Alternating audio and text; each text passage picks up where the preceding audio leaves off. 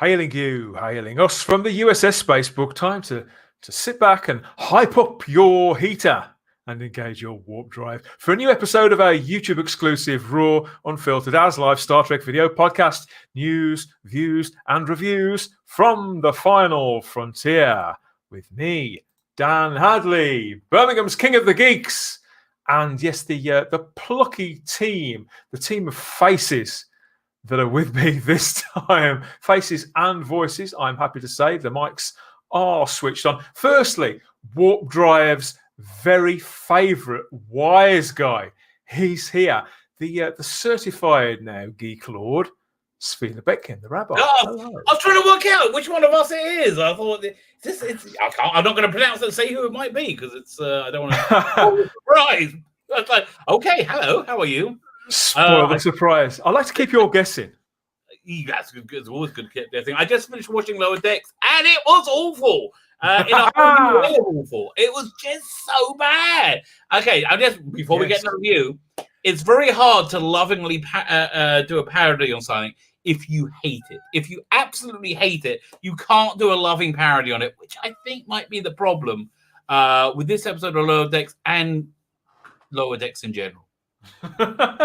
So there you go. That's a taster of what's to come later. We have got some guaranteed good stuff to talk about this time. I didn't want to leave that to chance.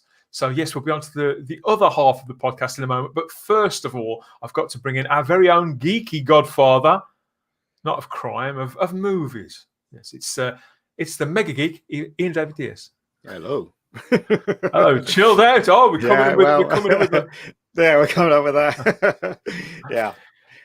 I agree with Rabbi. This episode was crap. That makes a change. Well, let's see if we can have any sort of some other opinion in the mix. Something that's going to sort of put a bomb up us. Yeah. Well, let's keep them guessing if we can. Yes, bring in some friendly fire. Really, as always, it's the one and only Problem Being back among us. Hello, my friend. Good afternoon. Welcome back. Welcome back to the Trek deck. How are we then, Problem Being? We're all... Oh, it's our pleasure.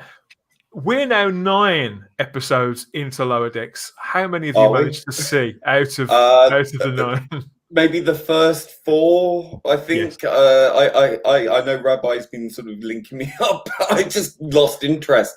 Lost interest. Watch. It's up and down the same thing. It's just the most unlikable bunch of pricks I've ever seen in any form, whether it be animated or otherwise. And it's just, it's just insufferable to sit through, quite frankly. Well, it was doesn't he? Captain Robert April. He was doesn't he like it? I'm saying, does anybody like this? But did he? Was he? Well, we about liked it. People who hate Star Trek like it, you know. There are people out there who really, really like it. I mean, there's a couple of podcasts and things like that who will not have a word said against it. Yeah, but they probably have hypnosis, you know. Anything that's got the brand on it. It's the same with Doctor Who and everything else. It's like, I think your critical faculties are suddenly somehow disabled by this desire and need to want something that's clearly lacking in their lives, which is actual Star Trek. Yeah. And so they grasp it because it's got the brand, it's got the name on it. So they think, yes. And they have to love it because if they don't, they'll fall apart. I think that's pretty much it. Also, because there was no Star Trek on TV for a fair while. They have this thing where if they move the show really fast, then you won't think about it. But it's because people don't know any better. If you study what's really going on, you'll come to the conclusion that it's absolute shit. So, you know. I mean, the episode was 27 minutes long. If they played it at they sped it up so it's about 47 seconds, then I might not. It's already ADHD full of ADHD kind of nonsense. I mean, you can't watch that unless you're on Adderall or something. Look, I think I'd be more than interested to see what the demographic breakdown is of the viewing public on this, because I can't imagine many sort of long-term Trekkies or Trekkers or whatever will be. No, let's just clarify that no figures have yet been released for this show. I wonder why. National figures, because they can't sell it to any. They can't give this crap away. I think a lot of the people who are receiving it in that way, I think there is, some of them are podcasters in particular that I respect and that I know some of them. There is absolutely, and I'm not going to name any names, that wouldn't be fair, but there is some complacency out there, and there is some sort of, if you're not with us and with the brand, then you are against the brand, and people who have no real critical mechanism. If you love something and it's being toyed with to the point of oblivion, right? That's not showing the show love. Okay, that is showing absolute acquiescence to the people who don't understand what they're doing, who are in charge of something that they do not understand or even care for. And you're allowing these monsters to rampage through your childhood, destroying it, and then going, look, I done a poo-poo in my nappies. Aren't I big? Aren't I clever? Aren't I strong? Aren't I a big boy? And it's just like, no, you're not. You're pathetic, and you don't know what you're doing, and you're throwing shit at the wall. Now stop doing it and stop supporting these people who are doing it.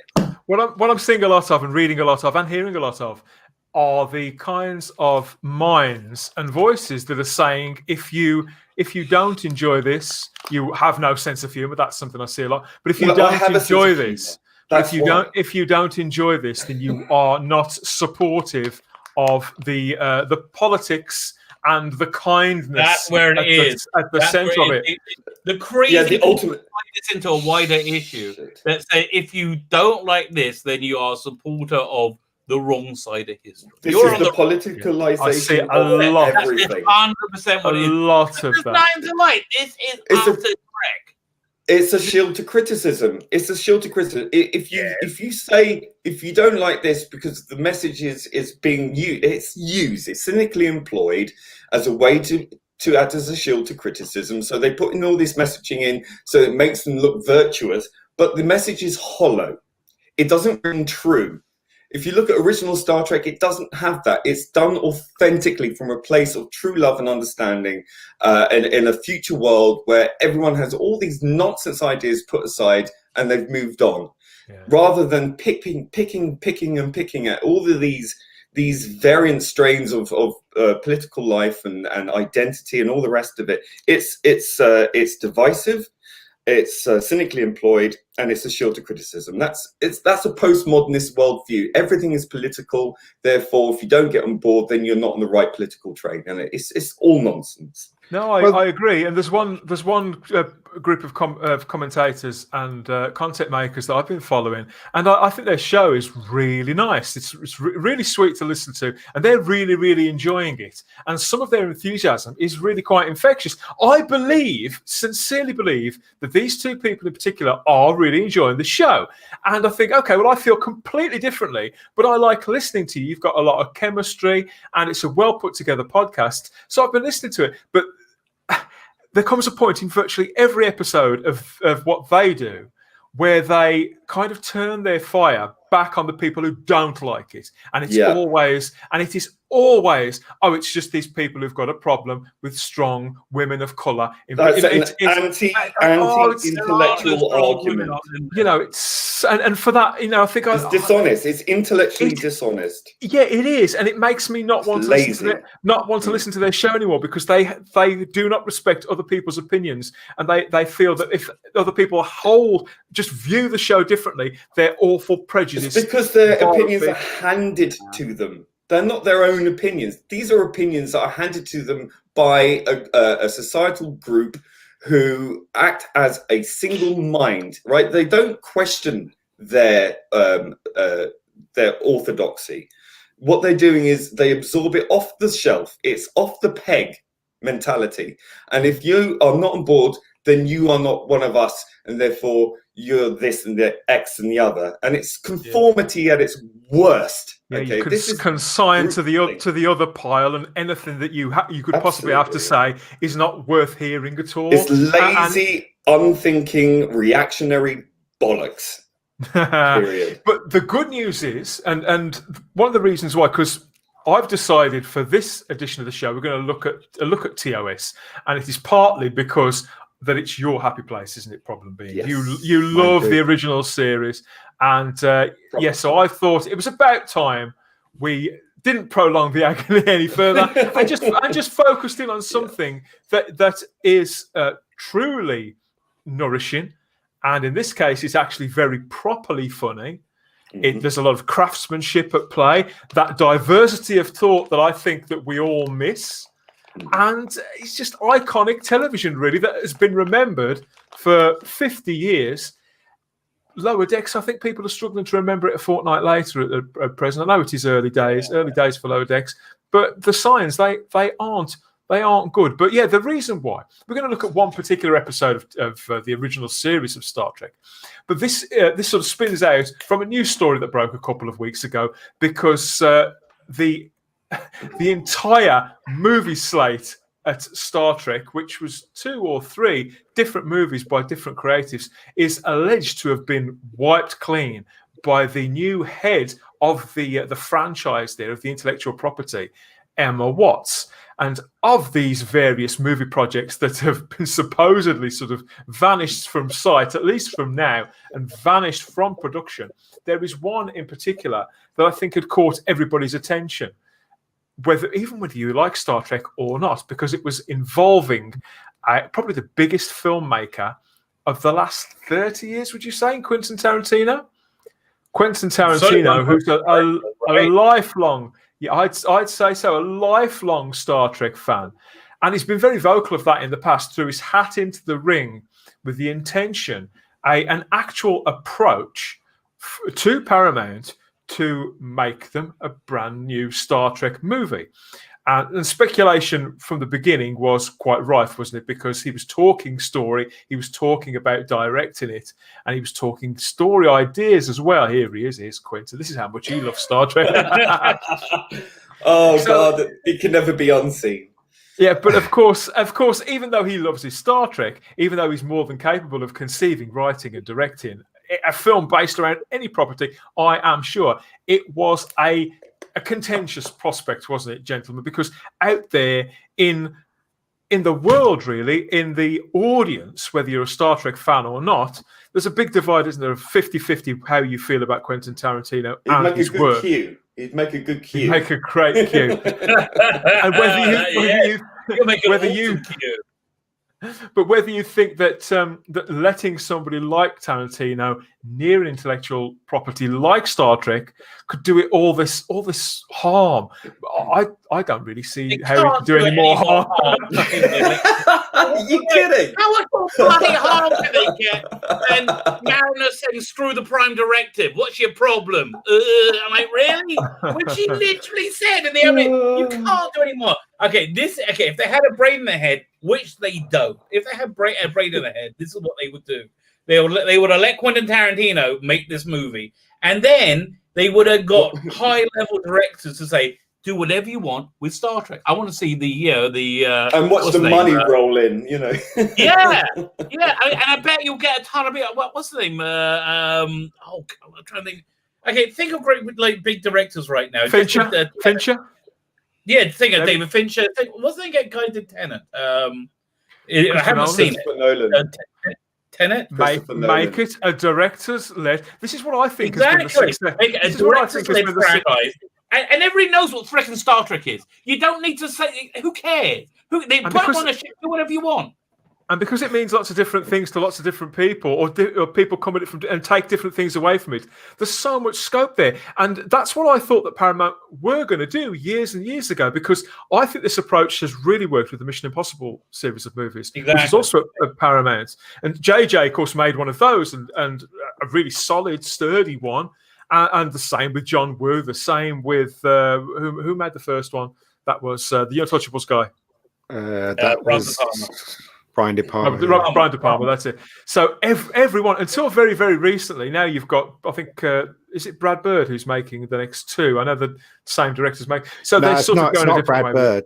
Yeah, Brad Bird made one of them, but the last director wasn't Brad, but he was the same guy that directed the what was that film where he played the soldier? What was that film called? Yeah, you're right. It's the same guy. Yeah. Well, he's back to do the next two. They seem to have abandoned that idea. But I thought whilst they were with different directors, it really did keep it fresh.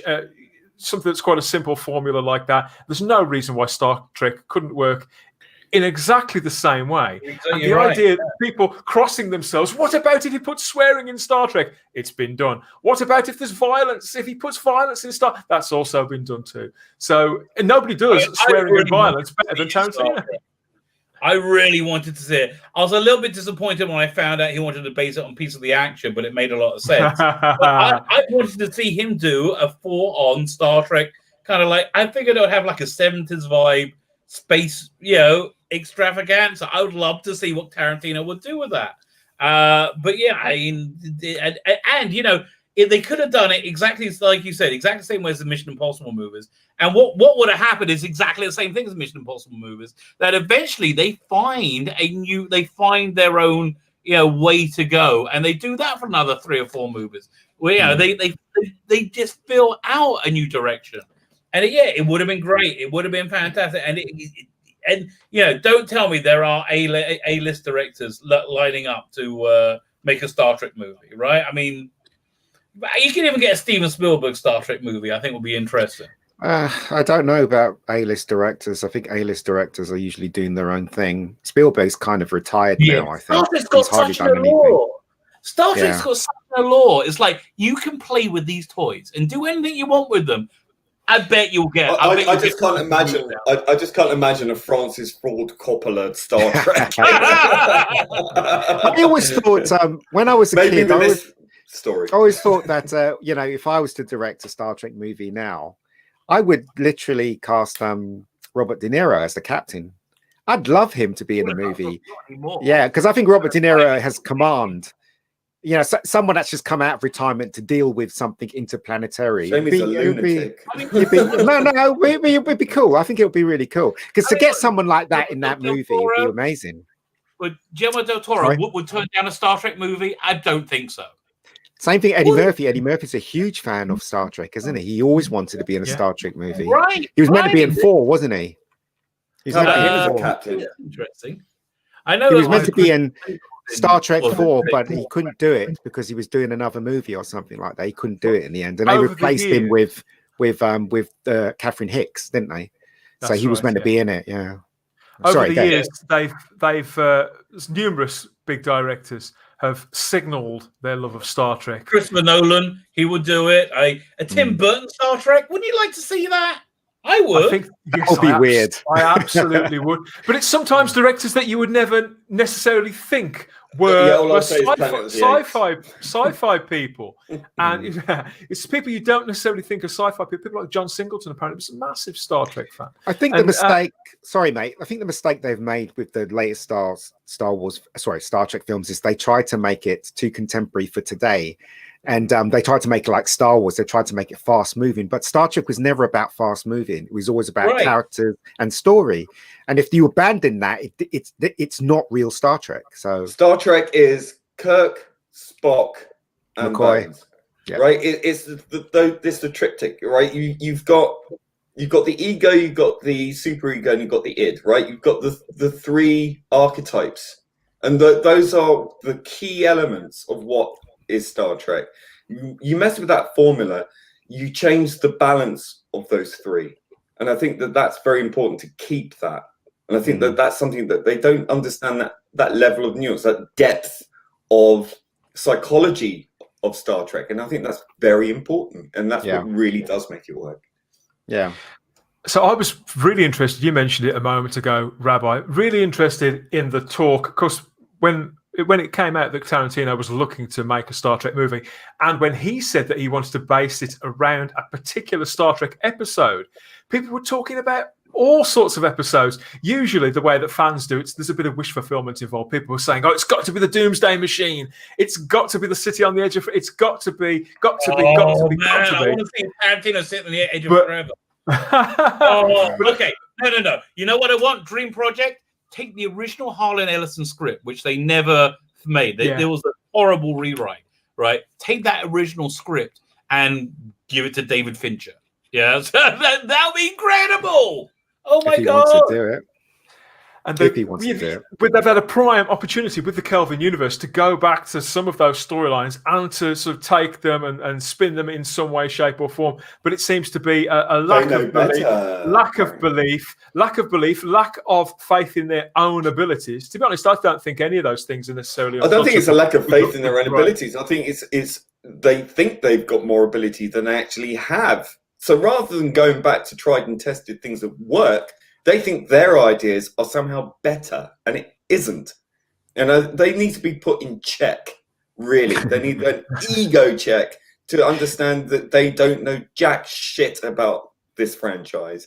And trying to turn it into something it's not, like the whole Spock and Uhura thing, that's just ridiculous. All right? There was never even intimated in the original series. It got taken out. It got taken out. Originally, Spock was meant to have it's not canon. I know it's not canon, but and the reason why it wasn't put in is because it doesn't work. I think was it Orchie that decided to do that for the movie. Mm-hmm. Because it was originally meant to happen with Leonard Nimoy and can't remember Nick. What's her name? You can see threads of it still dangling when you go back to TOS. Yes. After you know about it, but they are the threads are so thin. Yeah. And they're so far between. When he's playing that musical instrument and she's all sort of singing. That's a prime example. What are we talking about? Spock and. Lieutenant Uhura in the original script, the original show, That was in the Journey to Eden. No. But in I was like, I know a man. It's a weird scene. No. What I'm talking about is the original screenplay. It was meant to be Spock and Uhura that did the kiss, the very first kiss of a white guy and a black woman. But the story goes that William Shatner's ego had destroyed that, and it was Captain Kirk that kissed. But that kiss was not through consent. That kiss was forced. Yeah, he was under control. There you go. There you go. So the Apollo episode, right? That was that one. Yeah, I can't remember what episode it was, but it really did generate a lot of outcry, and because that happened, it was the 60s, wasn't it? I think it was probably bad that Shatner's ego. I believe that completely, right? That he's like, I'm the star, but also I think that I think he had quite a bit of moxie to him as well, because making it an interracial kiss in 1965, I think it was probably. Was a big deal. Was a big cultural moment. I think it would have been a less cultural moment if he kissed Spock. Because look, Shatner is more white. That's what he's blonde. He's more white, right? Well, bearing in mind, Spock. Yeah. What was that? Yeah. Spock was also an allegory for race anyway, because the way he was treated was like right. But that's exactly it. You green-blooded, It will be two. Again, I'm talking like the 1960s mentality, but two like subclasses kissing. It's not, but it was like somebody from the upper, Kirk and Uhura. That made it a much bigger deal. So it might well be his ego, but I think it did much more for the world. I think it did much more for Uhura, having kissed Kirk than it would be Spock. Even though, I hear it. But the evolution of the Spock character absolutely did happen in TOS, but it was a lot more. It was internal, very, very sort of. It was still very particular, just to him within the confines of his own being, I think, for the most part. And no matter what other people saw in him, I think he was still on his own. I mean, I suppose you could say that as real people are on his own sort of internal metamorphosis. Although, that 2009 movie, the JJ movie, one thing it did perfectly. It nailed that Spock character. It nailed that internal conflict. That bit where he turned down the seat at the Vulcan Science Academy and he lost his temper, sort of, in a Vulcan way, and he's growing up. That just nailed. I mean, I really think that was the essence of the character. They had the through line. I think Zachary Quinto, he was really kind of perfect with it. It's just such a disappointment that it just never came. Never came together after it. It's Another thing that movie did, which I thought was quite unique, is that it treated shooting in space differently. It had handheld shots of ships that, if you saw Star Wars, it's one single shot and it's really kind of solid, unless the ships are moving and stuff like that. But when they were looking at a ship, it was like you were holding the camera, you were handholding it in space. And they kind of pioneered that with the lens flares and stuff like that, and they did some really nice stuff when it came to space. Made it seem like it was a harsh and dangerous environment, and that that a human being was a tiny thing. Oh, no, that bit right in the first beginning where the guy gets sucked out when they shoot the Kelvin, and it's just in the background again. I ain't like, how do they just lose it so much? Why can't they get like talent to write the next movie? Like what? I think it's just like you were saying, problem being. I think it's the fact that they lost sight of that trifecta. I think you're right. Right at the very, very centre. Diluted it. I think maybe I really like Zoe Saldana in those films. God, we're going on a tangent, but they brought her in very much at the expense of Carl Urban's McCoy. And if you were to do that with the original crew, the whole thing, you take one leg away from. She's the precursor to Michael Burnham, and the thing falls down. Well, the problem was, I'm absolutely sure that Zoe Saldana could have done that for her part. I think she's a great actress, absolutely gorgeous. Absolutely. I agree here, but she's a great actress. She's more than capable of doing that.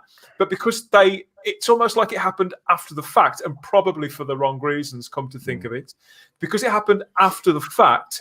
She wasn't given the tools, and the Uhura character didn't have the material to stand on to be on a level with those three guys. If you're going to mess with who the actual three characters are going to be, that is fine. But the materials, it's still got to have that depth. It's still got to have something that the actor or actress can sort of jack into and bring to life. And in the end, I mean, particularly by the third one, it would become this sort of offhand joke that they dismissed in like 30 seconds. But whereas if they probably should have, I know they put McCoy and Spock together in Star Trek Beyond again through a lot more of it. Film. But by that point, I think the damage was kind of done. It really was. But I think Beyond, I think, was vastly superior to Into Darkness. Both of them were terrible. Second one and the third one were awful. The thing that spoiled the second one was Khan, and the thing that spoiled the third one was the totally crappy script that made no sense. So it's still better than Into Darkness. I think the villain killed it. Like, and Idris Elba, and you're like, what a freaking talent! It's away on like, you are. What's all these stupid lines? The final frontier pushes back. I am, and he was huge. Like, a lot of that stuff, and a lot of cartoonish. I like the start of the space station thing, Deep Space, wherever it was. All that stuff was good. But if they're going to make a Star Trek movie, what they should do is not copy from any of the classic things. Do their own thing, but keep it Star Trek. That's the best route to take. I do understand in the modern era, Uhura should perhaps really take a more prominent role than she did originally. I understand that. I do get that. And I think that is fair. That is fair. But again, you've got to strike a balance. You've got to understand that the three core members of the crew are those three I mentioned, because that's what works. You've got a definite archetypal. I mean, you wanted the proof of that. Compare Into Darkness and Beyond to Star Trek 5. Probably the weakest Star Trek movie up until then. And because Star Trek 5 really calls it, that puts those three together. And it has that relationship to it. It's so superior. It's so Also, the budget has a lot to do with it. So if you look at Star Trek, the last Star Trek film with the old cast in it, it was very much a detective story. It's very much who did this, who did that. How could Kirk get out of the prison and stuff like that. It was very much that, right? It's very much the core of Star Trek. And because it didn't have a lot of money, a lot of it was on the set of the Enterprise. A lot of it was on the planets, whatever, and stuff like that. But when you look at the JJ films, they got all the money to play with, so it becomes very stupid. It becomes very big and bloated. It's the old adage. Yeah. It's the old adage. The more restrictions you have, the more creative you're forced to be. And I think that's something that Hollywood is generally forgotten. Well, they're about to find that out now. They can't. Well, let's hope so. This could be a good thing. Let's look across to the original series, because I think this episode that I wanted to talk about is a prime example, really, of what we've been speaking about. Because those three characters, even though we do see the Enterprise, those three characters get thrown into this together, and it's pretty much at the midpoint through the original series of Star Trek when this was screened. It was in January 1968, episode 17 of season 2 of the original series, a piece of the action by David P. Harmon and Gene L. Coon, the legendary Gene L. Coon, directed by James Comack. And if you haven't seen it for a while, here's a quick idea of what happens. The Federation sends the USS Enterprise to observe the progress of Sigma Latia's population 100 years since the USS Horizon's last report from the planet. Beaming down to the surface, Kirk, Spock and McCoy are surprised to see a much different society than that was reported. It's an Earth-like 1920s gangster culture. Within minutes of arrival, they're captives, taken before a mob boss seeking to unite the entire population under his rule. Captain Kirk's offered a piece of the action in exchange for the technologically advanced weaponry of the USS Enterprise. Does that ring any bells, gents? Yes, I've rewatched this episode this week, and yes, hearing you talk there, probably being about the holy trinity of Star Trek. Although this is a very funny episode. I think funny, rather than spoof funny. It's a very funny episode. The core principles of those characters, as you described, are very much still there. It's a great episode, and it's very, very funny. It's very, very silly as well. I do like how calm Mr. Spock is, even though he's always calm, but he literally is very calm, in the face of death in this episode. Same thing with Kirk as well. Same thing with Kirk. Kirk is very much. But you know what was great about this episode? It was the humor and the script. It was very much really nicely judged, really finely balanced. Yeah, it's very different to episodes that I've seen. I just had a great idea what they could have done. Had they let Tarantino do this? Go to big name director and say, pick an episode. Exactly what I did. Oh, this reminded me of like an Adam West Batman. Yeah, it did to me as well. It's got that kind of really campy kind of feel about it. Apart from the lack of Dutch shots. And the power. It is all very much it's of that era, and it's I don't think it ever really truly descends into panto, but it's just the right level of it's on the tightrope though. It's really finely attuned and balanced. It's perfectly balanced. It really is. And when Captain Kirk starts talking in the way they talk, that made me laugh as well. It's very funny. My favorite bit was when Spock did it very subtly. Oh yeah. He did one line and it was just like something about "use guys" or something. It was just like that's the game, isn't it? The card game, how they get out of prison. Yeah. That was very silly as well. That made me laugh. That definitely made me laugh. That's like in Star Trek 3, is it? They did that in A League of Gentlemen. They with what's the card game? When I was watching this time, and it's watching it in isolation rather than doing a full rewatch, something that struck me compared to the early episodes was Spock, and how there's still that look of bewilderment on his face when he's watching Kirk put out the kind of diplomacy that he has to resort to as the commanding officer on this mission, that Kirk sort of gradually finds the balance. Spock playing along with a lot of that. He's quite restrained compared to usual. It's as if he's learned by this point when to sort of just let the captain do his thing. Yeah. And to omit certain details when the captain sort of asks him for an answer, and he's very tightly lipped. He doesn't lie, but he omissions from what he speaks publicly when he knows that there's all these other things at stake, and he's part of the spin, part of the scam, and he's almost, I think, at some points enjoying himself. Oh, I think so. They all were. That scene when Spock actually says the line in that gangster style way that he did. You can see like Leonard Moyes trying really hard not to laugh. He's almost corpsing. It's a joy to watch. The bit that made me laugh is with the bit with the kid. He has the knife. In fact, today the kid would never have a knife, would he? Today in today's shows, I thought that was hilarious, absolutely hilarious. When he was Spock was trying to tell the kid this is very dangerous in his own way, of course. I thought that was very, very funny. But there you go. Kids have knives in real life, not on TV. Apparently, this was one of Gene Roddenberry's very first ideas for the show. It was part of his original pitch back in 1964. Just the title of it then was President Capone. But it was a very simple conceit. Can I ask? Like you're far more knowledgeable than I am, obviously. But I wanted to ask. Don't go that far. Because we know that Gene Roddenberry wasn't a great fan of the sort of more campier humor. What was his views on this episode being as funny as it was? He didn't like it.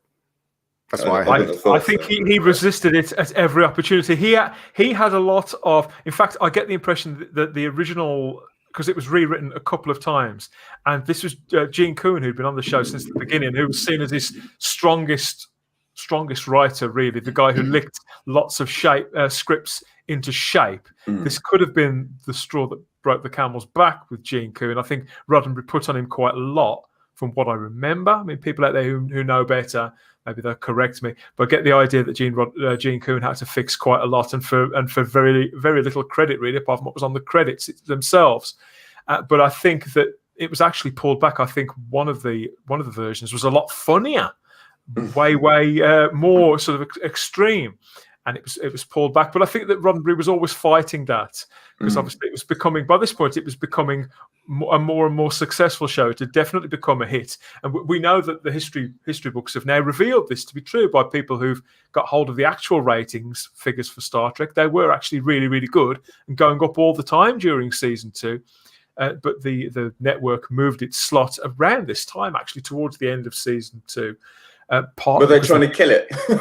they were absolutely trying to kill it, but partly because of the what a surprise political questions that it was asking, the conversations that it was open. Nothing changes. They couldn't cope with the volume of fan mail that most of the cast were receiving, but particularly Leonard Nimoy. They couldn't cope with it, and so much so that they, for years, when members of the public or journalists, or before the genre press existed, when we just accepted what we were told, oh well, not enough people watch Star Trek, we now know that that's an absolute out and out lie. The ratings have been retrieved by the writer Marco Cushman and put into his very, very exhaustively detailed books, so we know the ratings were great. But this I think this episode, Gene Roddenberry almost certainly didn't approve of how far it went, but I think that was quite a common story, and I think that over time he come to live with it. I think it's particularly long term when fans would come up to him when he was doing firstly the university circuit and then conventions, and say which episodes meant the most to them and why, and that they liked that it was so funny. I think this is always voted really high in those polls of funniest Trek episodes even now. Well, I think this is a real indictment then, really, of Lower Dregs, because how can they say this fits in within Gene Roddenberry's universe when he was so critical of having comedy within Star Trek? It's just stands to reason. I don't think we can find new reasons to say how bad Lower Decks is. No, but what the hell were they thinking? From Roddenberry's part, obviously he came up with the idea originally, and it's even though that President Capone, just that idea. I mean, Rabbi, you laughed when you heard that. It is funny. It's one of those ideas that it's so simple, it's almost genius, but it was almost certainly always going to be in Gene's head one of the more satirical Star Trek stories. But I think it was on its way, as we've said. We mentioned Batman. It was on its way into Panto, into the camp, and it was probably 2 or 3 marks nearer that. Well, I think this is the first example of a sort of science fiction trope of the cargo cult phenomenon as well, which was something that happened in the Second World War when you had American army bases being built on these really remote islands in the Pacific. You had all these kind of tribes who'd never seen anything like this, like planes and tanks and carriers and men with guns and all the uniforms and these white faces and all the rest of it. And once they'd all packed up and gone, promised to come back, they never did. But they built like all these airstrips and planes made out of wood and all the radar towers and everything, like really accurately, like guns, all of it. And it is like landing on another planet. People seeing these things, and then these people go, but they leave things behind, and people sort of absorb these things into their culture. Who's the actor that played the head of the other gang? 'Cause he looks so familiar. Was he in Godfather? Not the guy with the glasses here, the other one that was in charge of the other gang. His name was. He's famous, right? That guy. Can't remember. They both had long careers. A steady stream of TV roles, certainly. And it's quite likely that however long when was The Godfather? 73, 74, 6 or 7 years later, that it could have, almost certainly would have. I think he was in The Godfather. He looks Vic very Tieback. All right. What's he been in? Was he in The Godfather? Let me have a look. Full bio. He looks I think so familiar.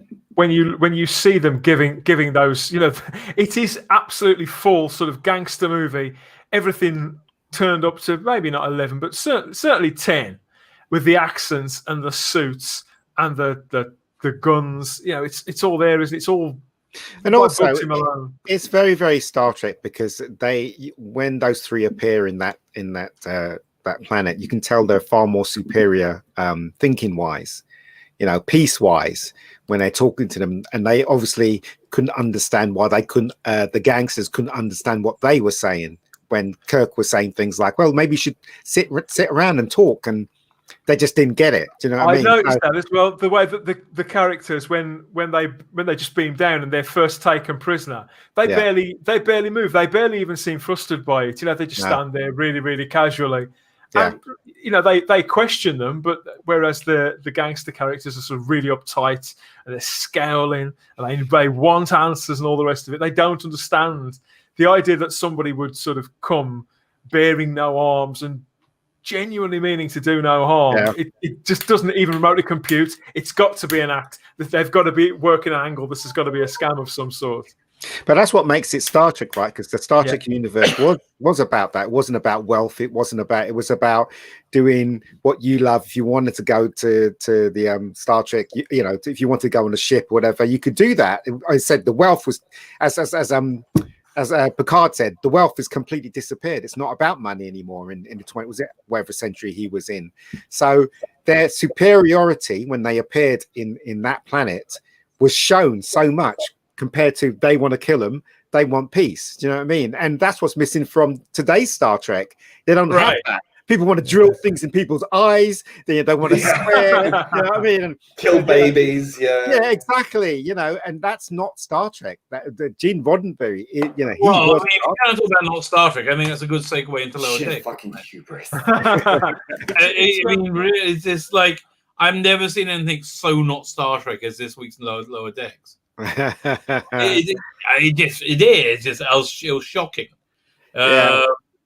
When you look at this episode, I mean, I was listening to the dialogue a lot and trying to work out why Tarantino had landed on this episode in particular. I mean, you could say that it's the gunplay and it's it's the organised plan, but it's all that sort of thing. But there's a line of dialogue in here as well that struck me as being so much like something that Tarantino would have written.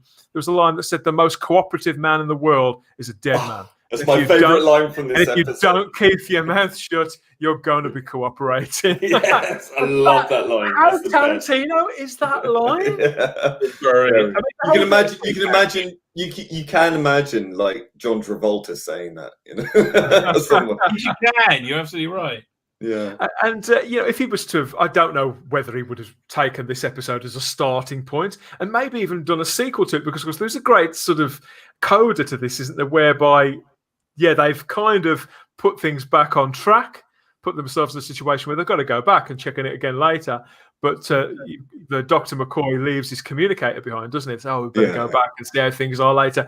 That could have been setting up for a great sequel. So do you think? I was thinking that. Would Tarantino have maybe attempted a sequel to this episode, or would he have remade the actual episode just in a cinematic way, the way that you were talking about, Rabbi? What do you think Tarantino would have done with this one, Rabbi? I think probably a bit of both, don't you? I mean, I don't know. I think it probably would have been a straight remake. My guess is a straight remake. Yeah. Well, then you can later on leave that open to, if it was successful, then to come back to that world and see what happened. Yeah. The thing is, if he did make a version of this episode, it would be much bigger. There'd probably be a bit of violence in there as well. The gangsters would actually kill people, in cold blood. Do you know what I mean? So it would be very much Tarantino thing, wouldn't it? I can see why he's attracted to this. Totally. Yeah. It's a great set piece. It really is. I guess he'll do like a gritty gangster thing, with Star Trek people in it. You have Samuel Jackson as one of the heads of the families or something. It's really funny listening to this. It's really funny listening to this through headphones, actually, because you can actually hear the traffic in the background. Yeah. It's really, really strange. You can hear a car or also, I love the idea that the whole society, the whole of that planet was formed by that book. Yes. Like the Holy Bible. They explained that the whole of that planet within a couple of sentences with that book. That's great writing, in my opinion. You know what I mean? They didn't have to go through the whole thing. And it leaves it open, like, to what other books, like if you took that book away and left them with, I don't know, Delia Smith or something, what kind of world it would be, that could be a way to fix it. Like if you go back and it's all completely messed up because he left the communicator behind, then you go back and think, well, what can we leave them with that will turn the society into a utopia, where they can just get along? That would be interesting. Like that would be quite a conundrum. Like how much should they interfere? And what kind of guidelines should they leave them behind that will help them? I would imagine that Tarantino would have reached into that book a lot more to spin this out to feature film length, because Tarantino doesn't make 90-minute movies. This would have been a 2.5-hour job. So I think we'd have seen an expanded version of the same idea. Another thing that always struck me with the original Star Trek thing is that their uniforms, they must have to keep really trim. Those uniforms. Because if you put on weight, you're not going to look good in those uniforms at all. Wasn't it a girdle? I don't know. I have no idea. Shatner did wear a girdle. Yeah. Oh, did he? Yeah. Patrick Stewart was elated when they changed. I think season 4 they gave him a jacket. He could I can breathe in for the first time in 4 years. Yeah. I mean, for my money, this episode is one of those that not just bears up to repeated viewings, but actually rewards them. I think because at first it's quite. When I last watched it, I didn't really know how to take it, and it was only with hindsight that I realised how clever it was. And this time watching it, knowing what to expect, I just really rolled with it. Really enjoyed it. Revelled in every line, all the production values. I mean, what you were just saying about the sound in the background as well. Problem being, Star Trek, like a lot of 60s TV, this wasn't a cheap show to make at the time. They did throw a lot at it. God, if Doctor Who had that money at the time, me.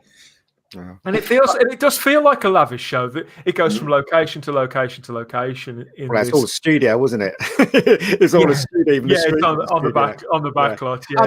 One thing I want to say about this episode is Leonard Nimoy okay, his performance as Spock in all of those episodes, right, is very unique. If you see what's his name, the guy who played Spock now, what's his name? Zachary Quinton. Yeah, if you see him playing, when he talks, he talks with emotion. But when you see Leonard Nimoy speak as Spock, it's void. It's void of emotion. The emotion's there, but it's tiny. And that's the difference between Leonard Nimoy Spock and this new guy Spock. And I always thought that he was slightly off. I always thought that Zachary was slightly off when he spoke as Spock.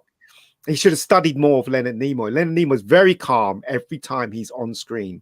And his diction as well is very pronounced. It's very measured. His tone is there. He's got a very deep, resonant tone. It's very stoic. And it really has an air of authority. Like when he speaks, you listen.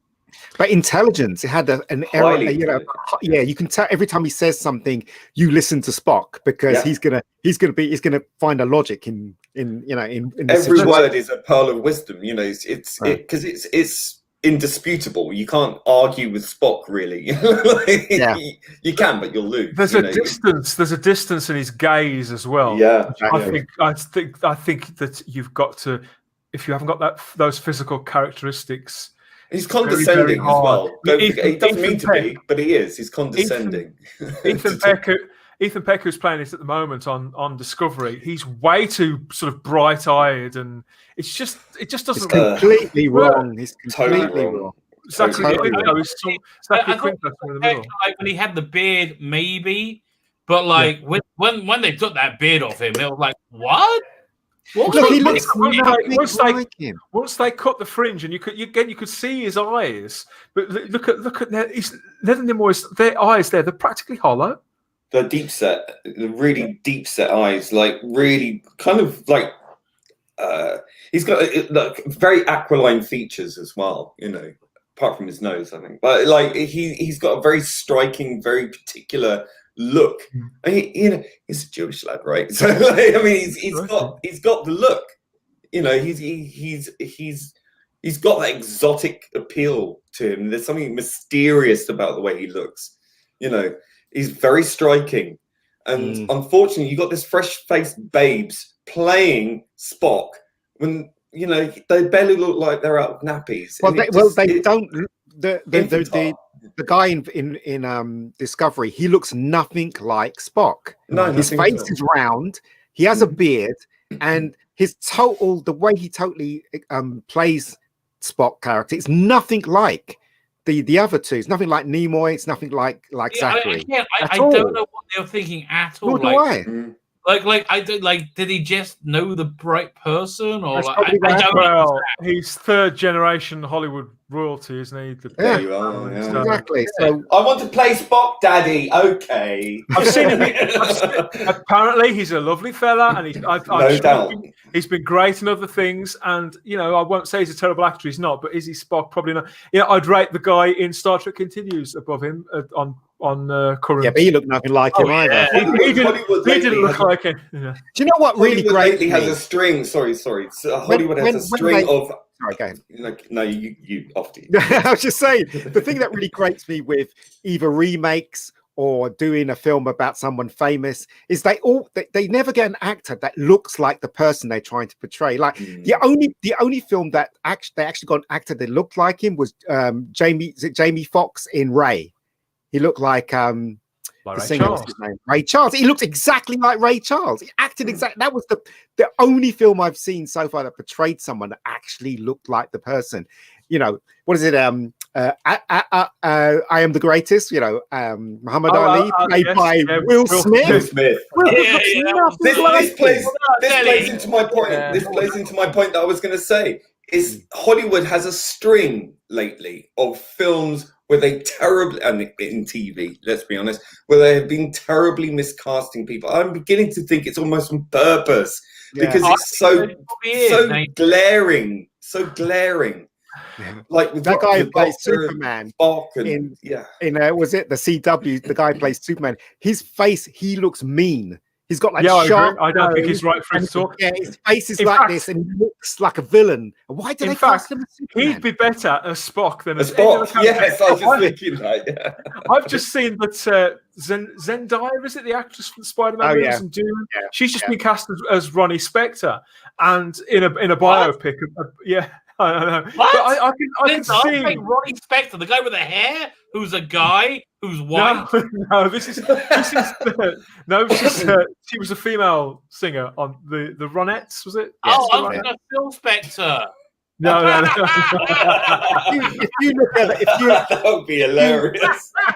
what's really funny about this is that goes to show how Hollywood is racist, because it's funny how they never cast a real black person to play a real black person, because she isn't. You know what I mean about black, right? The actual color of someone being really dark. Now, the person you're talking about in the Ronettes, she was really dark. Why are they casting Zendaya as her? She's not really dark. It's the same thing when they did with who was the one that apologized? Halle Berry apologized for playing that famous. I can't remember who it was, and she had to darken herself up. That was Zoe Saldana. She had to darken herself up, didn't she? She played Nina Smart. Yes. Something like that. Yeah. Wow, And she had to apologize. Why this is where the whole identity politics thing in cinema falls apart, because once you go there, there's no end to all the rules, right? And it just goes on and on and on. It's like a self-replicating disease. It just becomes something that you cannot control any further. It just rolls on this roller coaster. It's fractal almost in the way that it self-perpetuates. And it's just tedious. Just fuck off. Just go back to casting the right bloody people for the right bloody roles and stop all this nonsense now. Just like this fella, that was the right man in the right role. Damn right, yeah. You look at Chris Reeves, right? Chris Reeves was a nobody. But Richard Donner, when he first saw that skinny guy that walked in for the audition, he knew he was Superman. He looked like Superman. Right, but they had to pump him up to make him look like Superman. This is what these casting agents should be doing now. Exactly. Not casting people that look nothing like the character, nothing like them. It's lazy, and it's because I just feel, hey, let's shake things up a bit because we're like so cool and trendy, and we're gonna pick the absolute worst person because like we're so clever. Before we leave this episode behind completely, I didn't want to leave it go unnoticed how William Shatner, how much he's enjoying himself in this. Oh God, yeah. I was going to say that, and he gets to bring out his entire skill set, doesn't he? The dramatic stuff, the comedy. He really does go for it. Every time I see Shatner as Kirk. I mean, not only is the character written supremely well here, that mixture of diplomacy and ingenuity and bare knuckle persuasion that we see all that sort of this is why the three of them are so important. That's why they work so well and bounce off each other, because they are more alike, really. But you know what, as I was saying before, of the same character. Captain Kirk is not. Everybody thinks Captain Kirk was this two-fisted womanizer person, but he wasn't. If you look at this episode really carefully, he was figuring out ways how to actually make the situations better without violence. He only hit someone because he had no choice. Do you know what I mean? And he led from the front. He led from the front. Yeah, he didn't need Spock to tell him what to do. He didn't need Bones to back it. He just did it. And he got them all on board. They all sort of like almost telepathically understood what he was doing. And the way he's that's portrayed, great leadership. The way he was portrayed in the movies was completely wrong. Utterly wrong. They boiled it down, didn't they? But I think in this episode, this is the true Captain James T. Kirk. Every bit the diplomat that Jean-Luc Picard was, and a really nice performance. So very sophisticated. I can see Tarantino, that scene where he's on the table there, giving that big speech. I can see Tarantino doing that sort of 360 in with the camera and building it up. I can see the soundtrack being a major part of it too. And I was thinking about this as well. It's supposed to be the 1920s. When this episode was made in 1968, that's only been 40 years earlier. So to us, it's the equivalent of making a similar film set in the 80s.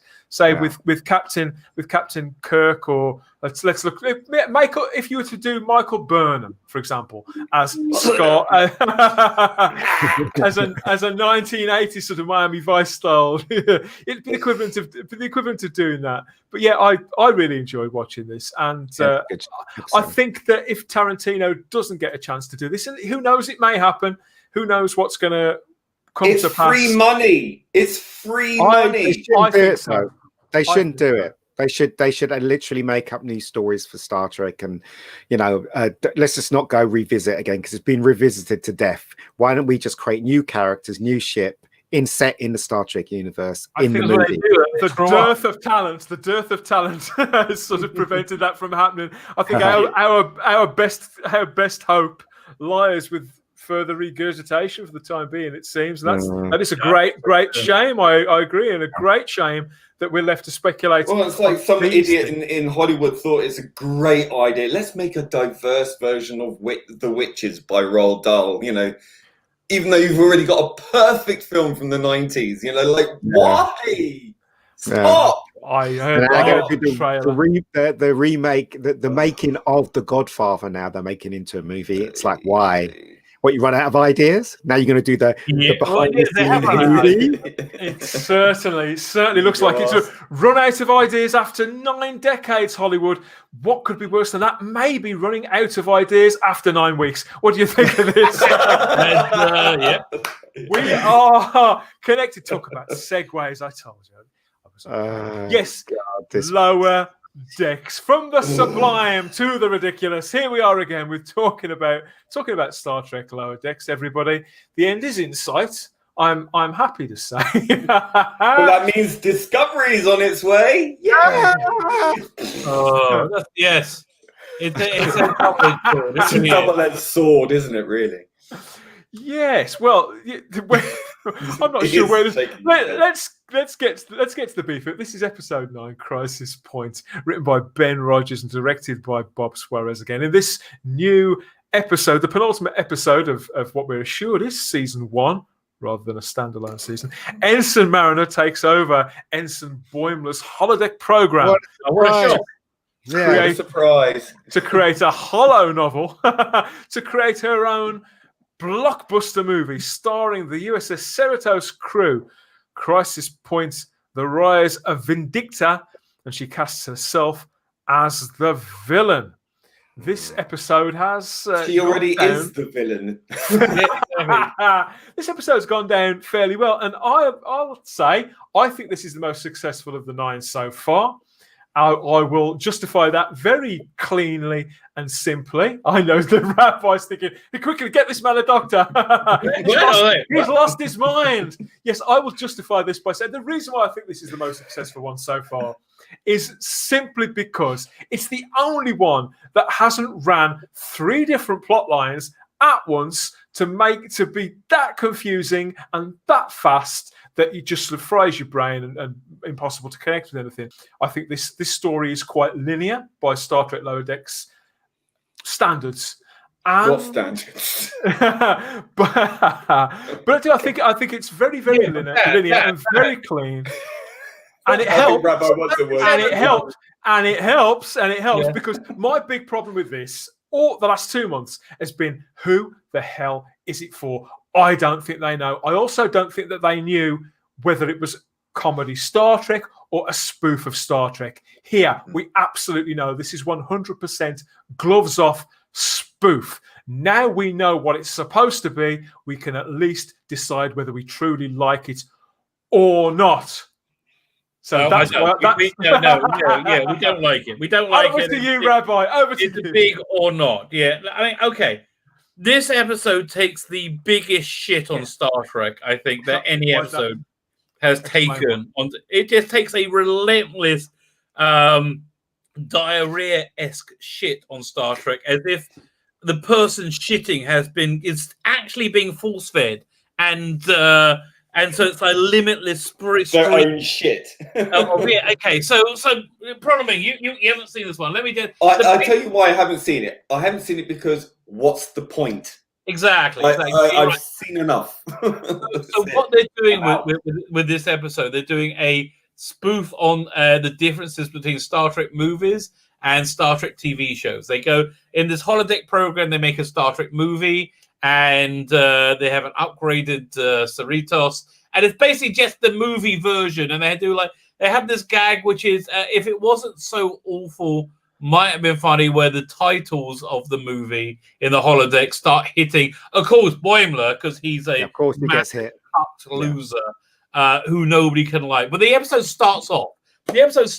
With Mariner breaking the again, just like you said weeks ago. Problem being, it's exactly the same. Sorry, Rabbi.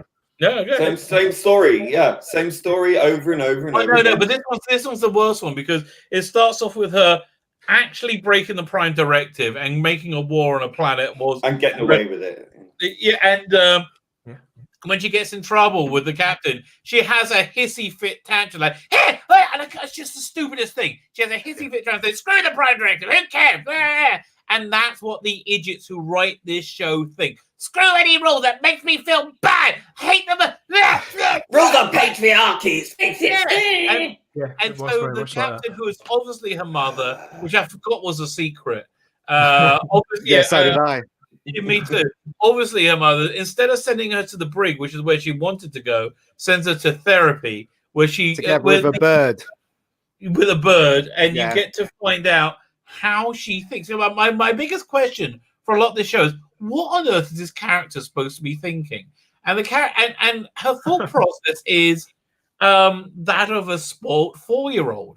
It's exactly how it appears to me. She is a like the audience 4-year-old who's still mad at her mother for parenting her when she was 8. When she was 8, she's still having tantrums about not giving her enough love and approval. And that's what these idiots who make this show, that's what their life's like. They're still mad. They still got seething anger at their parents for being sent to bed one time because they set fire to a small village of Ethiopians. Can I just say, right, that I think Dan is wrong, because there is 3 stories running through this. There is Purple Head Man wants to move up in the rank, so he's trying to find out how to please the captain. Then there's the Green Girl, who's about her race, and Mariner was getting, was getting her race wrong. So there was 3 kind of things going on. At the same time, obviously they don't seem as disconnected as usual, though, Ian. But I guess, but it was still the same format. More 3 different conversations. Than 3 different and also this was a big member berry to all the Star Trek films and TV shows. That lens flare when they were going around the ship. They did the Star Trek motion picture thing where it went on for like 2 minutes where they were traveling around. They did every film going. And I don't know. I mean, some of it was entertaining, I must admit, but it just fell flat in the end, because it was just the same thing. She's a spoilt brat. She gets away with things. She doesn't even learn any lesson at the ending at all. And Mr. Purple Hair guy gets crapped on. How can you have a successful show? How can you have a successful show when every single character is obnoxious and annoying? I mean, you've got to latch on to at least one character you think, I can relate to that. Anyone who relates to this, I'd be so worried for. This is written by Hollywood scriptwriters who are all terrible human beings that live on Twitter. These terrible clump of people that live on Twitter that spend their lives monitoring other people so they can say, Listen, if you're not the East German Stasi and that's what you spend your life doing, what was your life?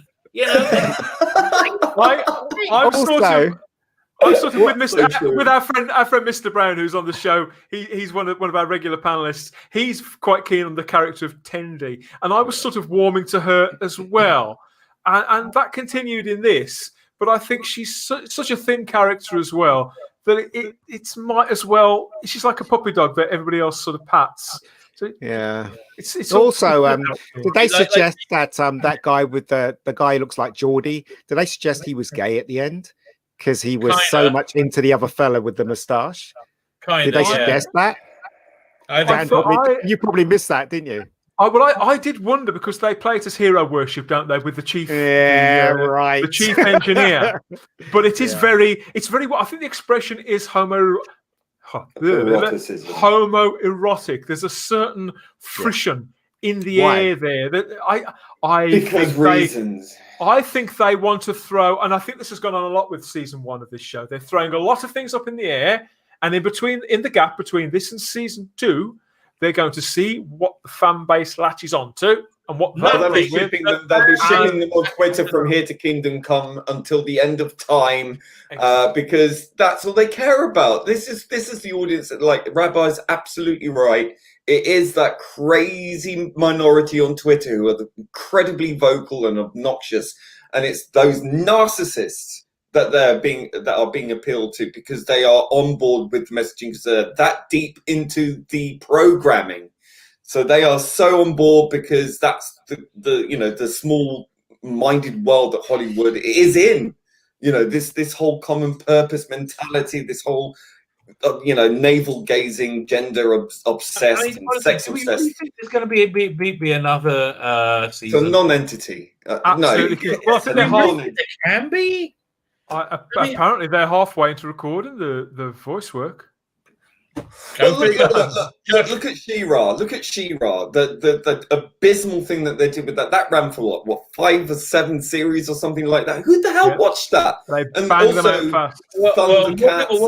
And they watched this because Netflix isn't interested at all in this. No. And they've learned from She-Ra and all the rest of that. Also, this episode was very violent as well. Remember that bit where that guy got blown up and she had like his eye and blood was all over the thing and stuff. Like they had pumping hearts and people being burnt alive and stuff in this cartoon. As Dan would say, bleep swearing again. As Dan would say, who is this for? Who's this for? If you've got blood like that and you've got guts spit on the wall, it's obviously not for kids. So little psychopaths who pull the wings off of flies and moan on Twitter.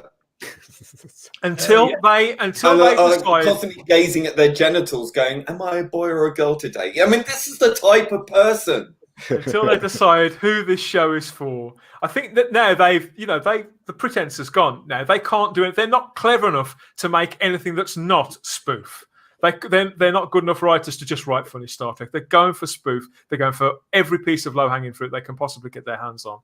Yeah. And using member berries to get there, and trading off with a spoof. No, that's fine. That's the language of spoof, isn't it? Yeah, but you have to do it. You have to do it with reverence, even if it's a spoof. You have to do as at least pretend to love it. Good point. You cannot do a loving parody. You can't do a loving parody of something that you clearly hate. Yeah, I mean, look at the Orville. The Orville does this so beautifully that it's so much more Star Trek than any of this curtain trash, Star trash. It's miles, streets ahead, and it does it with utter reverence and love, and that's something clearly lacking. I'm aware that there's a portion, a smaller portion, I'll admit now, than when it first came on, but there's a portion of the Star Trek fan base that are still really sort of incensed and pissed off that the Orville even exists. But what I've seen is that they're the very same people who are giving this a free pass. There you have it. And it's and I think, well, why on earth would you let this off scot-free? Yeah, and just refuse to watch the Orville because the only I think they're jealous. I think they're jealous. I think maybe, but I think the only difference is the fact that this is part of the brand. It's got the little registered trademark circle at the end. That's it. That's it. Yeah. Hypnosis. Brand loyalty. Brand loyalty is not loyalty. Okay. By being brand loyal, you accept anything handed to you on a spoon and you don't question it. You're not protecting it. You're not future-proofing it by going along with this trash. You are doing damage to it by supporting it because it will never get the views it once had. It will never get the respect worldwide that it once had. You are actively helping its destruction by supporting third-rate style-level crap. And you have to stand up and say no. I don't know about you, Rabbi. I agree with what you've just said, probably completely. I don't know about you, Rabbi, but I feel as somebody who works in marketing, who works in design, who works in branding, I understand brand loyalty and I respect brand loyalty. No, but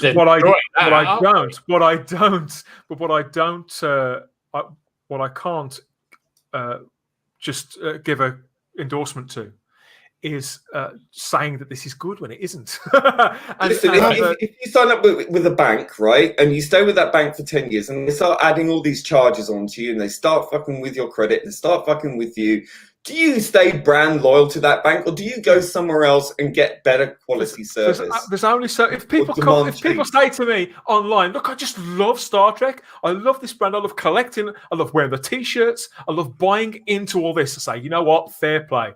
You'll admit it. I understand completely. I've been like that myself with Doctor Who in the dim and distant past. Can I ask a question? How does the holodeck work? So, for instance, they go around shooting people with their guns and everything. So, if they get hit, will they die? And the whole ship destroys, right? And the whole, the whole saucer circle goes around whatever. So I'm assuming they've been tossed left, right, and centre, whatever. So how comes Mariner is not got broken legs and broken arms? I don't understand how it works. There's a Star Trek answer for which they don't know. They don't know. There's something called the SIF, the Structural Integrity Field, which basically makes the ship being able to rattle about and everybody can stand up. No, but what I'm saying is that. But what I'm saying is that in the actual holodeck itself, when they're mixing with the holodeck people and stuff like that, and they're shooting people, if they're dodging lasers, right? So is it safe to assume if they get hit by a laser, they die? Or what happens if they get hit by a laser? Well, they've had it in the past, haven't they, where the holodeck has malfunctioned, because the idea is that it's just energy. And that one piece of energy hitting another and has no effect on a human being at all, on our tissue whatsoever. I think it can stun you if it's been set that way, but that it can't be killed. That you can't be killed. But when the holodeck breaks down, when there's something wrong with it, which they never really go into too greater detail, they say, oh, "No, and you can die in this program," and and then it fades. They did that in this travesty of a show, didn't they? With that sort of Microsoft paperclip stand-in insignia, But again, that was probably as entertaining as it could get for this thing. They really do go out of they go completely over. But going back to what you were saying about people who are brand loyal. I think you get fans who are adjusted, and you get fanatics who are just obsessed. It becomes beyond reason, and I think that you have to sort of question certain mental health issues. A lot of brand loyalty when it goes beyond reason. I think if you've lost reason, you're not well. They'll definitely chuck in the gay thing in towards the ending, because the Geordie guy hugged the guy with the moustache, and he looked very happy with that hug. So they were literally sticking that in there. You can tell that's what they were doing. And at the ending, when he was sitting all alone, and Green Girl said, "Oh, why don't you go and sit with him?" It really did suggest that he was gay. But maybe that's just me. I don't know. But Problem Being is right. Yeah, Problem Being is right. They do shove these things in there, and sometimes it's really heavy, and sometimes it's subtle. But recently, it's been really, really heavy. I mean, in the current era, we see it in everything now. It's so on the nose. It's so ham-fisted. Really, it's in your face. Look, and I've said this multiple times, and I don't have to keep saying it, but I will keep saying it. I am a member of the alphabet community, which doesn't fucking exist, by the way. It's not a community. It's a fallacy. Groups are fiction, right? And once Hollywood understands this, then we can progress and maybe live in the future that is more like original Star Trek than this trash that we're living in now. All this navel gazing is not doing anyone any good. It's lip service, it's facile, it's cynical, and it's not real. It's pandering to a utopian ideal, which any form of utopia that is touted as being the way forward and future-proof and the right side of history, etc., is dangerous territory, right? Because once you stop conforming to that, you are in trouble. And I don't want to live in a world where people feel that they have to conform. I am not for conformity. I do understand and appreciate that there are some cultures that do have a certain conformity, which I understand. But you can't manufacture it. Okay, there has to be something authentic, and it's not. So that's the cynicism. That's the cynicism in this show. The aftertaste. Sorry, I'm watching this now, right? And the line that he says at the ending when he's hugging that guy. I mean, it's so suspect. It's ridiculous. Let's say. Hold on. He goes, "That's a book I'll read cover to cover, sir. You're the only person that can see past my mask." Mm. Do you know what I mean? I don't know about you, but it's kind of suggesting it sounds on the nose to me. Somebody's scared to come out in 2020 bloody 20. You know, like 22, 20. Clearly gay. I mean, like, my God. And he seems very happy when he's hugging him. How old is he supposed to be? 24, 25? I don't know. He would clearly be, you know, set in the fucking future, for crying out loud. I mean, listen. This episode was okay, right? It wasn't the worst one, right? It was enjoyable. I still think it was the best. I still think it was the best one. Why? Why did they spoil it with this crap? Because there was no need for this. In their own coffee, you know, that's what they do. There was no need for any of this. They could have just gave us something that was entertaining, but they just shoved some politics in there again and again. Because they're obsessed with genitals. That's it. Genitals and skin color. That's all they're interested in. Spoils my enjoyment. I think that the fact that this is like one of the last scenes and everything that came in the actual last scenes all points towards the future of this show, the short term and the long term future. You mentioned it earlier on, Rabbi. You mentioned the fact that Beckett Mariner is the captain's daughter, and that gets Boimler. He discovers that, doesn't he, by accident at the end of this episode, leading into the finale. We knew this was going to happen, didn't we? They couldn't possibly have strung that out for another season. Yeah. Anybody remotely intrigued by it? No. How is it a secret? How is it possibly a secret? Even as cartoons, they look freaking identical. It's so contrived. The whole thing is contrived. It's a contrived. I cannot understand why people are entertained by something so facile and obvious and contrived. Like Chibnall is so contrived. Everything is a plot device. It's so obvious, and I can't be entertained by things so patently obvious. And this is where it gets confusing. This is why I keep asking that question, Ian. Who is this for? Because if this was a show for babies, then that would be fine, because they wouldn't pick up on it quite so obviously. It is. It's for Twitter babies. You know, if it was, but it's not a children's show. It's barely a family show. Who is Lower Decks for? Yeah, I don't know. It's for Alex Kurtzman to maintain his contract, so he has something in production constantly. That's what it's for. That's the crazies. You know what, though? I seriously hope Discovery, when it comes back, is not a success, because we do not want this kind of Star Trek in the history of Star Trek. We really don't. I mean, all right, we can't. Yeah, we can't get rid of it. It's a shit stain on Star Trek. It is a running big streak of poo down the underpant crack. It really is. It's an embarrassment.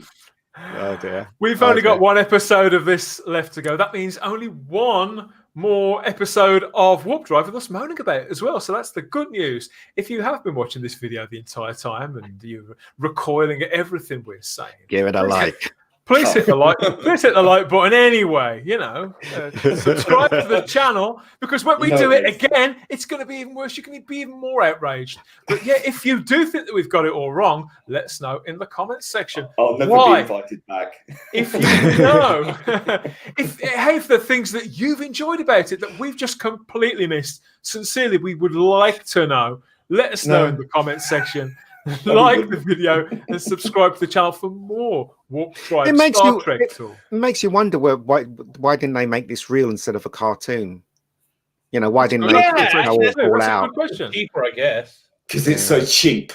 Yeah, I guess. And it shows. I'm sorry. Because imagine this episode being real. Imagine this episode would have been really good if it was real. You know what I mean? Like paying homage to not good in script or anything like that. What I'm saying is visually. visually wise. It would have looked quite I think cool, it's a really pretty cartoon. I haven't got a problem with the animation on it at all. I think parts of it are beautiful, and the style of animation I think kind of I think the CGI element, but not the actual cartoon drawing. I mean, it's such a trope now. I mean, it's a Family Guy style. It's been copied and recopied and copied. You know? I think the show could be saved pretty easily by having the entire writing staff and cast having their head held underwater for about 15 minutes, right?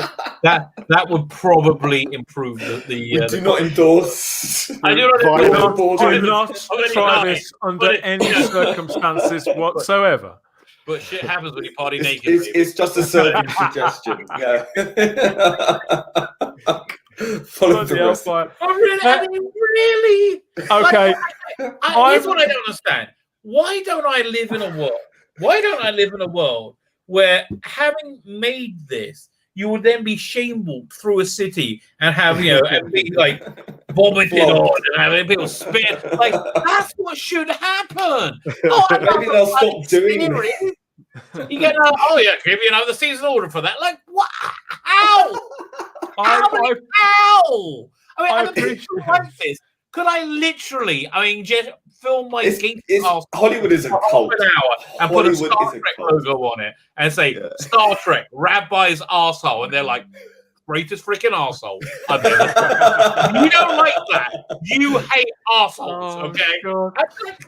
And you're anti-Semitic. What do they have to do for them to go, oh, that's not very good? Like, what? What level? What level? You never hear the tiniest seeds of doubt about any of this, do you? It is quite incredible. Even fucking hubris. With Discovery, now you're actually hearing people admit that there was dissent and disarray and absolute mayhem on Discovery Season 1. But there's still only people who weren't actually on the crew. There are people who were working for Roddenberry at the time, people who were part of the spin at the time, but they're finally admitting that it was a bit of a disaster. So this is what I think happens. This is what I think happens. How that goes down. I think when you get hired by Kurtzman, he takes you into a room, right? Takes you into a room. It's a cement bunker, right? And there's a man sitting in a chair, tied to a chair, blindfolded, and he makes you shoot him in the face, right? You got to shoot that guy in the face, and he films you doing it. And then if you ever step out of line or the party line in any way, that's it. That footage goes online. Doesn't go to the police, goes to Twitter, right? Because it's a man tied to a chair on the progressive stack. Okay, that's what happens. That's part of the contract of working on Star Trek. Kind of reminds me of the Bill Hicks thing. It does bear the question. Sorry, mate. It does bear the question. What Rabbi was saying is, does Chibnall or even Kurtzman go up? Say they hire a new writer. Did I go up to him and say, right, we need this show to be woke. We need the show to be female. No, they only hire people who. I wonder if they actually say that. No, they only hire people who they don't have to say that to. It's exactly like those expose videos by James O'Keefe when they. Inside CNN, where they say, "Okay, so now we're going to lie this way," like but they say very blatantly. It's like when they don't. It's a cult. It's a cult. I just said it. It's a cult, and it goes back to the or a conspiracy. But it is. It only takes two people in a room to make a conspiracy. Look, it's like the Bill Hicks thing, isn't it? The guy wants to become president. He becomes president. Then they take him to a room. It's full of smoke, and there's a guy sitting around this table with a cigar smoking, and then switch on the projector, and on comes on the flickering screen through the smoke and a film of the Kennedy shooting, but from an angle no one's ever seen before. Really? And then they switch it off and they go, any questions? That's how they do it. That's how I see it. Guys, I'm not going to ask you where your shields are holding. I know that you haven't got any left, Rabbi. Ian, yours must be sort of blown out now. Blown out. My ship's been destroyed. I'm floating in space. I've gone and joined the Klingons. That's how. Mine are at about 10%. But yeah, what I will ask you, actually, Ian. Yeah. What are your expectations for the final episode in one sentence? I just hope they all blow up. Basically, the ship just gets blown up. Destruction. But you know what's going to happen is they're going to leave it on a cliffhanger, in my opinion, because obviously they're playing this. Don't know she's a daughter thing. And that's going to play exactly the cliffhanger.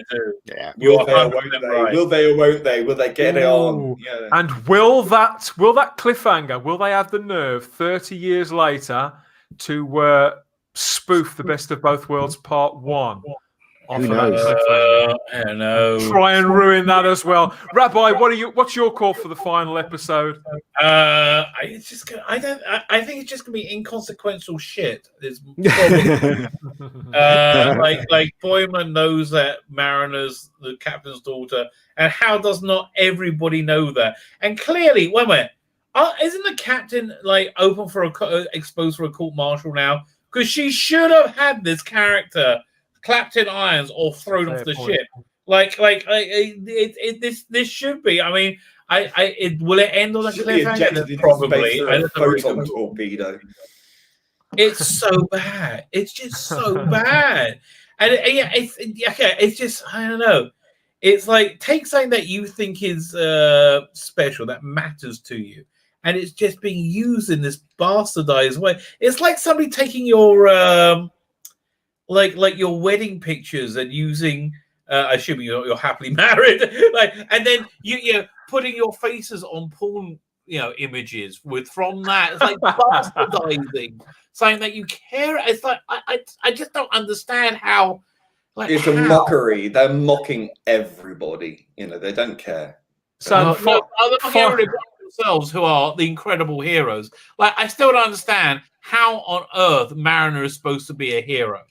What is heroic about this awful, awful person? She's just terrible. Maybe she'll redeem herself next week. They did try and develop the character in this one, but yeah, I mean, it's still, I don't know. Listen, this is how it's going to. This is how it's going to go. This is how it's going to. Yes. Problem will occur. She's going to be the cause of it. Boimler's going to get the blame. He's going to screw up. She's going to make sure that he screws up, but she's going to come in and rescue him from the problem she created. He's going to look bad. She's going to come off as the hero at the last minute.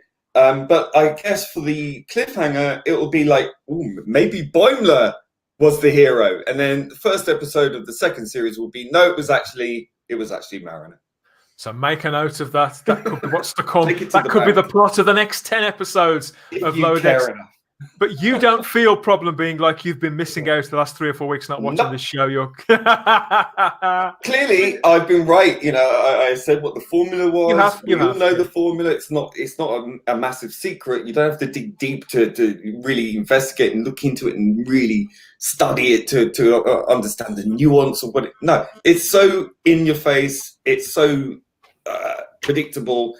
What's the point? I don't need to come back and be told the same thing over and over again in a different way slightly. Fuck off. I'm not going to be sat here and be patronised at for 20 minutes, whatever it is. Yeah, well, thanks. 27 agonising minutes. Yeah. Thanks for dropping in anyway. That was I refuse. Hey, at least we got to watch some good Star Trek. The TOS we did. Episode. Yes. Pretty damn good. And if you'd like to hear us talk about more original series of Star Trek, who knows what's to come in 2021? Discovery in a few weeks' time. Right, let's get the plugs out of the way. Rabbi, would you like to plug your channel for a quick one? I would. It's just, oh my god, this has melted my brain so much. Yes, subscribe from another planet. I can only do this if I go on auto Kuna. My name is Stephen Baker. Be Rabbi from another planet. Below. I assume the link to my. They are indeed. All the links to everybody's material are in the description of the video, so you can find if you want to hear more of this sort of biting satire and sniper-like analytical powers. This wasn't satire. I was serious. I wasn't satirizing anything. This is genuinely what I think. Really? No. This is not satire. This is restrained commentary. It's restrained commentary. You can get more restrained commentary at my channel. Go to biblicalcomics.com. There's a link there. Free comics, weekly competitions, and it has been said. It has been said that those who subscribe to my channel receive incredible blessings from the good Lord. Those who bless me themselves get blessed. Now, that might happen to you. I don't know. Results may vary, but go give it a try. You never know. You never know. Because let me be clear. I am a subscriber whore. I am a subscriber whore, and I would just when you click that button. That's really this guy's crazy. Ian, bad day's doing very well on your channel. Well, it's doing okay. Yeah, sure. A lot of people have watched it so far, and that's I great. watched it yesterday. See, he watched it yesterday. He watched yesterday, and he liked it. Thank God. He's the only one, I think. Anyway. Subscribe to the Rebecca Gold channel for more gorgeous girls doing dastardly things with firearms, usually. Sometimes on green screen, sometimes out running around. You never know what's going to happen in a mega movie. And yeah, thanks. You'll never look at a Nigerian restaurant the same way again. Thanks for joining us this time, Problem Bean. We're going to grab you back, hopefully. Do you watch Discovery? Are you mad? Crazy guy. There you go. We're going to get him anyway. We'll get him in because we like him. But other than that, yeah, thanks Yeah, very much, I did watch Discovery for all my sins, both series, and it was just painful. I don't know why. It's like having a sore tooth, right? You just can't stop touching the bloody thing. And it looked pretty. I like the ship. The ship looked nice. Pew pew. But once I got this is not Star Trek out of the way, then I could sort of it was something I could have on whilst being on the phone. Really, it was nothing more to it than that, you know. Yeah, I mean, I can tell you that's kind of like I was watching Lower Decks. I saw it was like half hour before this was supposed to start, and I would normally go and sit on the couch and watch it, but I had work to do, so I just put it on my computer at the same time. Yeah, and even still, it just irritates me no end. It's so stupid. I mean, like Tilly running those corridors, like overtaking those fit people. Like, get real. It's fucking real. God damn. Yes. I better not say that. And I actually, I'm self-censoring at the moment, but yes, I agree with you. This is set in the future, right? This new one's set in the future, which means that if the Federation doesn't exist, that means that Burnham is the Federation. Oh, of course. How bad could it get? Pretty bad. Stay tuned. Maybe she'll meet up and team up with Mariner and probably have a lesbian relationship and take over the universe. Be the bestest universe ever. As you can probably hear, I'm going to have to go to work on these gentlemen to try and get them back to talk about Discovery when season 3 starts. Who knows how far? Who knows what's going to happen? Blackmail, maybe get the negatives. Have a word with the Twitterati. But yes, thanks for joining us all. Hope you've enjoyed it. Like and subscribe to the channel, please, and then you'll never miss any more Warp Drive. More Star Trek talk coming your way, and lots of Doctor Who talk too on Type Over 40, and much more besides. Hailing frequencies out again. We'll see you next time for the season finale of Star Trek Lower Decks. Bye-bye. Bye. Live long and prosper.